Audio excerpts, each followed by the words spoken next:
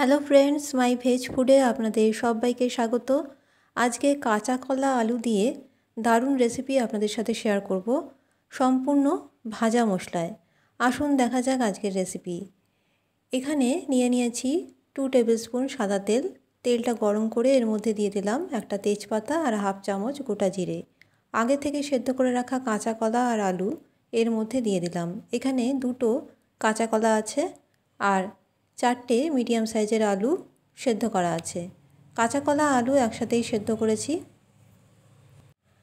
এখানে বলে রাখি, আমার চ্যানেলে সব রেসিপি সম্পূর্ণ নিরামিষ, পেঁয়াজ রসুন ছাড়া তৈরি করা হয়।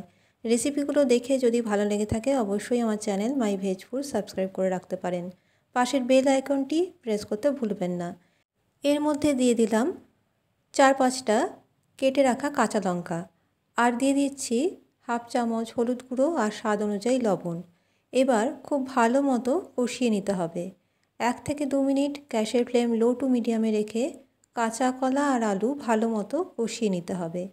এর আগে আপলোড করেছিলাম পটল আর আলু দিয়ে তৈরি একটি দারুণ রেসিপি। যারা দেখেননি অবশ্যই রেসিপি দেখে নেবেন। এবার খুব ভালো মতো কাঁচা কলা আলু যখন কষিয়ে নেব আর এর মধ্যে থেকে হলুদের কাঁচা গন্ধ যখন চলে যাবে তখন এর মধ্যে দিয়ে দিচ্ছি বেশ কিছুটা জল। এখানে হালকা গরম জল ব্যবহার করেছি। এবার খুব ভালো মতো নেড়ে চেড়ে দেব। আমার চ্যানেলে নতুন বন্ধু হয়ে থাকলে চ্যানেলটি অবশ্যই সাবস্ক্রাইব করে রাখবেন।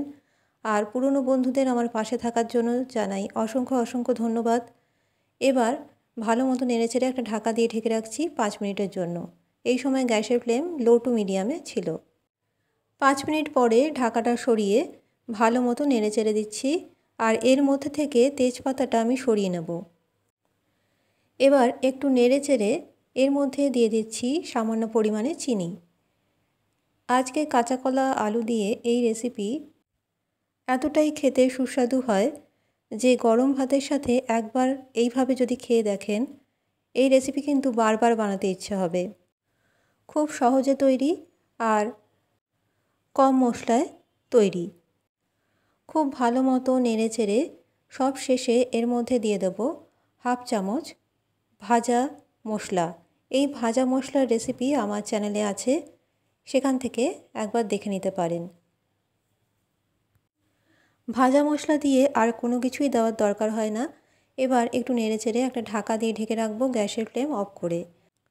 2 থেকে 3 মিনিট পর এই রেসিপি সার্ভ করে দেখাচ্ছি। আশা করি কাঁচা কলা আলু দিয়ে আজকের রেসিপি আপনাদের পছন্দ হবে।